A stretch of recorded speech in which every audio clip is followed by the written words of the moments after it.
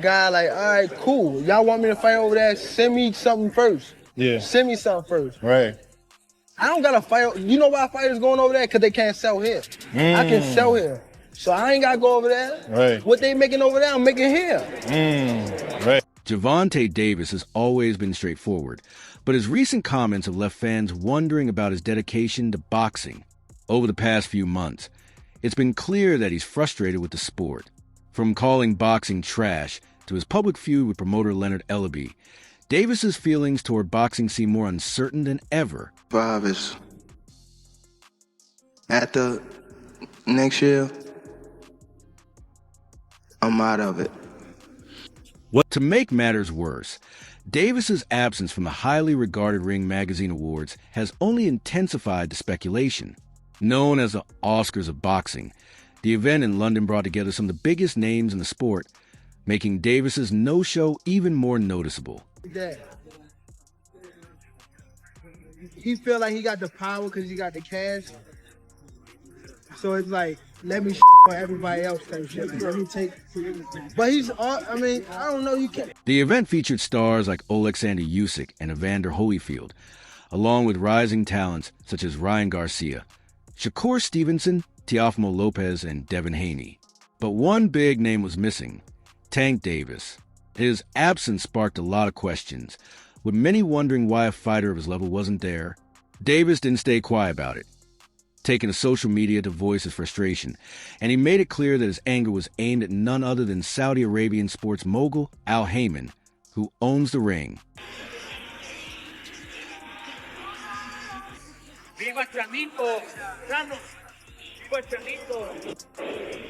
For Tank, being left out was more than just a snub.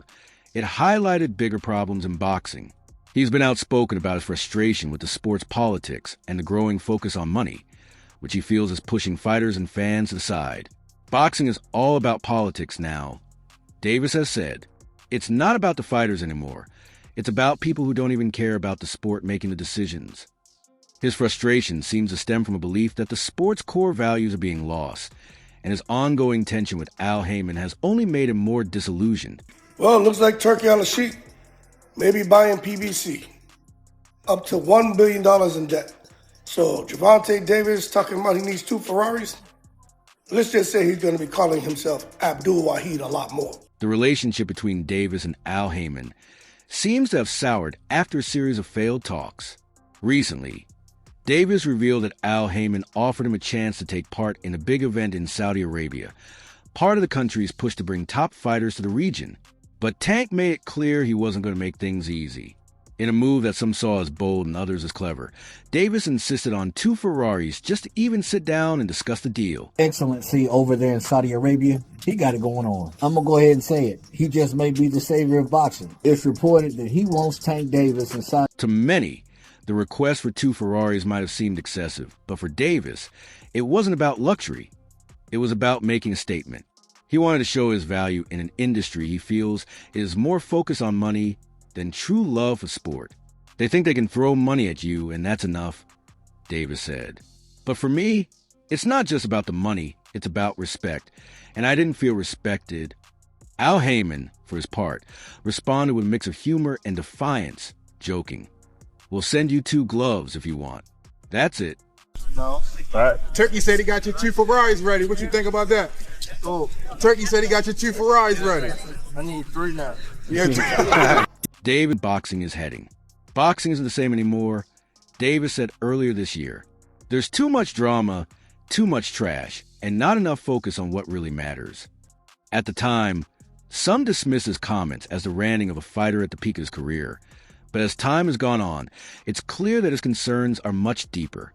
The feud with Al Haymon and the Ring Magazine snub have only underscored his issues with the sport. For Davis, the growing influence of Saudi Arabia in boxing represents everything that's wrong with it.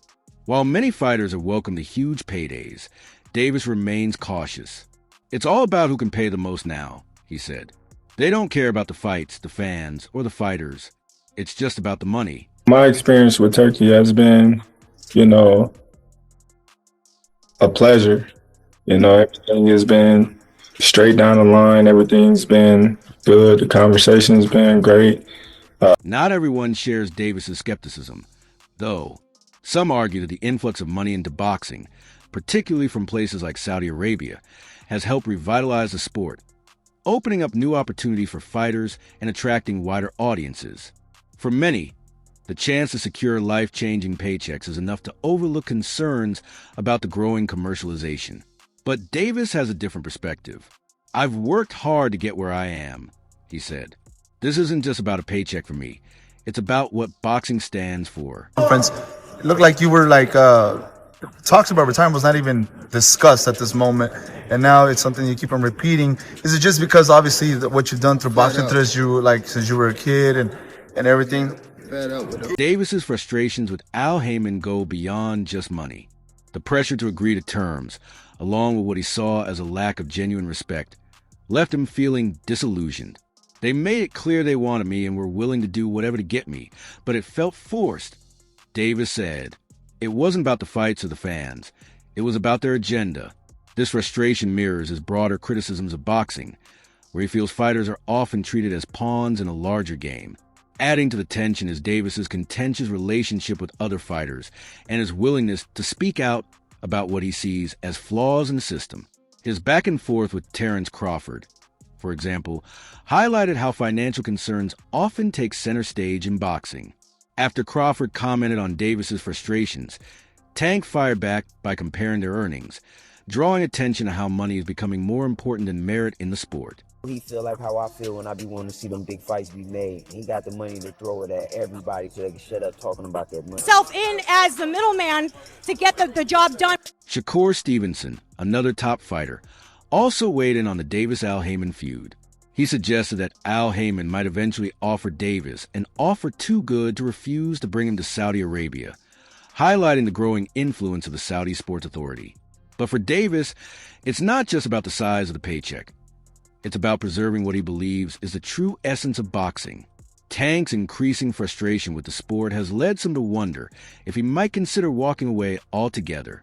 Earlier this year, he shocked fans by hinting at retirement, saying, "Sometimes I feel like I've done enough." The PBC is going down. That's why he's hanging his head low. Tank, quote unquote, is retiring, but it's not from boxing, bro. When he said he was out, he didn't even say from the sport first. He out of PBC. Like, he don't even want to have no connection for them, bro. Any connections with them. So, hey, he gonna try to get the bag with Turki Al-Sheikh. He'll probably have about 4 fights after the 3 fights this upcoming year, which I'm hopeful for because I'm a Tank fan. I'm hopeful. At the time, many dismissed Davis's hint at retirement, but his continued frustrations and his feud with Al Haymon have given those words more significance. His latest comments about Al Haymon and the growing Saudi influence in boxing have sparked heated debates. Some see Davis as a much-needed voice of reason, while others view his remarks as nothing more than bitterness over perceived slights. Adding fuel to the fire, former champion and commentator Tim Bradley has publicly supported Davis, praising his unapologetic stance and reinforcing his own doubts about the commercialization of boxing. Well, I respect Tank. Hey, Tank, you got a new fan, dog. You got a new fan. You a real one, dog. As of late, you've been showing me you a real one. I like that. Yes, you've been showing me that you are a real one. Now, if you go over there and Tank's recent outrage partly stems from his exclusion from the Ring Magazine award ceremony. His absence was particularly noticeable, especially since he holds a world championship title, unlike fighters like Garcia and Haney.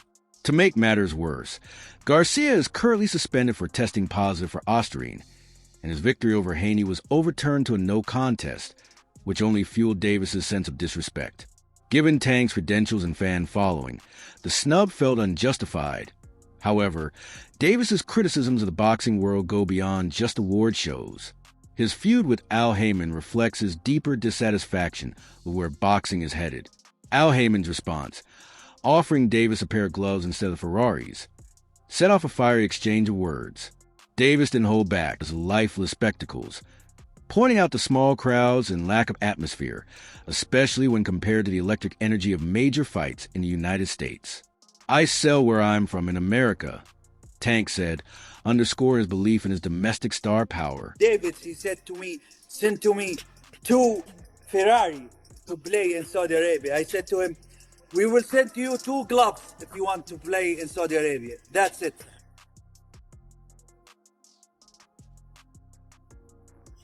Davis's comments have sparked a divide in the boxing community. Some critics argue that he's bitter and jealous, especially as Saudi Arabia's boxing scene continues to grow with massive financial backing. The kingdom has been able to attract top fighters with big paydays, positioning itself as a major player in the sport. From Tyson Fury's clashes with Deontay Wilder to Anthony Joshua's career revival, Saudi Arabia has hosted some of the biggest boxing events in recent years.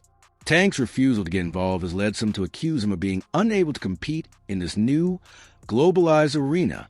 We don't have to, sell our soul, as they say, for money. Way to put it. However, others, like Tim Bradley, view Davis's stance as a courageous stand against the growing commercialization of boxing. Bradley was clear in his praise of Tank's authenticity. "That's why I respect Tank," Bradley said. "You've been showing me you're a real one. I like that." Bradley admired Davis for refusing to kiss the ring of Al Haymon, even as other fighters, like Shakur Stevenson, have embraced the opportunity to fight in Saudi Arabia. Bradley's comments added a new layer to the controversy, as he seemed to side with Davis's approach over Stevenson's. A surprising stance, given Bradley's previous praise of Shakur. They say Turki Al-Sheikh is not with the cherry picking, not paying fighters who cherry pick. So why is he willing to pay Canelo so much money to cherry pick territory? Bradley, however, warned that if Tank ever went back on his principles and accepted a Saudi payday, he would lose respect. "If you go back on your word, you're going to lose a big fan, dog, and I'm going to come at you," Bradley said, making his position clear. Davis's comments, paired with Bradley's support, bring attention to a larger issue in boxing, the clash between tradition and modernity. For many fans, boxing has always been about legacy, honor, and competition.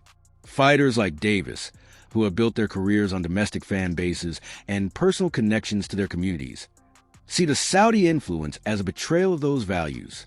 The huge paydays offered by Al Haymon and his team are seen as a shortcut, attracting fighters who prioritize financial gain over the true spirit of the sport. You want to see Turki Al-Sheikh doing this. A lot of people are speculating that this was the signal to get the fight to end, but let's be real, the guy's probably just annoyed that his plans for an AJ versus Tyson Fury fight are probably down the drain, so he wanted that camera off him quick. Critics of Davis argue that his stance is hypocritical, pointing out that he's never turned down big paydays himself. His lavish lifestyle, often showcased on social media, highlights his financial success. These critics question whether Tank's refusal to work with the Saudis is really about principles or just a reaction to being overlooked. His fiery comments about the small crowds in Saudi Arabia and the fighters competing there could be seen as bitterness rather than standing on moral high ground. Additionally, some suggest that Davis's position might be limiting his own career opportunities as boxing becomes more global. Saudi Arabia offers fighters a chance to reach new audiences and secure life-changing earnings. For fighters like Anthony Joshua, Tyson Fury, and Alexander Usyk, fighting in the kingdom has been a strategic move that boosted their global profiles. What Riyadh season do with the big promoter and big fighters, show us who's the real fighters and who's, in the last year we changed the map and there is a lot of fighters. By refusing to participate, Davis risks being left behind as boxing continues to evolve. However, the criticism hasn't shaken him. He remains firm in his beliefs, and his unwillingness to compromise, even at the cost of potential earnings, has earned him respect from fans who value authenticity over opportunism. For these supporters, Tank's outspokenness is a breath of fresh air in a sport often controlled by corporate interests and political maneuvering. That said, not everyone is convinced. Some detractors argue that Davis's words are undermined by his actions.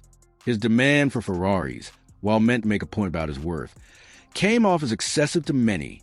If Tank truly prioritizes principles over money, they ask, why make such extravagant demands in the first place? This contradiction has led some to question the sincerity of his stance. Your Excellency Turki Al-Sheikh, sent top rank offer, and it was a good offer. I mean, a good offer, and he turned it down for whatever reason. He turned it down. It was for far more than the offer that. Saudi Arabia's growing influence in the world of sports, especially boxing, has become hard to ignore. With their vast wealth and organizational power, they hosted some of the Matchroom versus Queensberry 5. On 5 have also put the kingdom on the map. While this expansion has been praised for its grandeur, it's also sparked fierce debates and criticism, particularly from outspoken figures like Tank Davis. His sharp comments about Al Haymon, the chairman of Saudi Arabia's General Entertainment Authority, and his skepticism toward the proposed unified boxing league have only fueled the controversy. Saudi Arabia's latest move to create a $4 to $5 billion boxing league, backed by its public investment fund, has sent shockwaves through the sport. The league aims to unite fighters, promoters, broadcasters, and sanctioning bodies, promising a complete overhaul of boxing's fractured structure. And it seems like I'm saying this a lot these days. It really does. But that might be the best card I've ever seen. Big up to Mr. Turki Al-Sheikh. All respect to that great man. Critics of Davis argue that his stance is hypocritical, pointing out that he's never turned down big paydays himself. His lavish lifestyle, often showcased on social media, highlights his financial success. These critics question whether Tank's refusal to work with the Saudis is really about principles or just a reaction to being overlooked. His fiery comments about the small crowds in Saudi Arabia and the fighters competing there could be seen as bitterness rather than standing on moral high ground. Additionally, some suggest that Davis's position might be limiting his own career opportunities as boxing becomes more global. Saudi Arabia offers fighters a chance to reach new audiences and secure life-changing earnings. For fighters like Anthony Joshua, Tyson Fury, and Alexander Usyk, fighting in the kingdom has been a strategic move that boosted their global profiles. So he's revolutionizing the sport? Oh, for sure. You know, he's making the sport better. I love what he's doing for the sport. Just like this event, boxers are getting rewarded. Tank's recent outrage partly stems from his exclusion from the Ring Magazine award ceremony. His absence was particularly noticeable, especially since he holds a world championship title, unlike fighters like Garcia and Haney. To make matters worse, Garcia is currently suspended for testing positive for Ostarine, and his victory over Haney was overturned to a no contest, which only fueled Davis's sense of disrespect. Given Tank's credentials and fan following, the snub felt unjustified. However, Davis's criticisms of the boxing world go beyond just award shows. His feud with Al Haymon reflects his deeper dissatisfaction with where boxing is headed. Al Haymon's response, offering Davis a pair of gloves instead of Ferraris, set off a fiery exchange of words. Davis didn't hold back, accusing fighters who agreed to compete in Saudi Arabia of putting money over the sport's integrity. He dismissed the Saudi events as lifeless spectacles, pointing out the small crowds and lack of atmosphere, especially when compared to the electric energy of major fights in the United States. "I sell where I'm from in America," Tank said, underscoring his belief in his domestic star power. Disney World together and things like that. So, I would call it a friendship. Turki Al-Sheikh has done with boxing. I appreciate everything that he's done and doing and what he's going to do in the future. And I think it's a bright future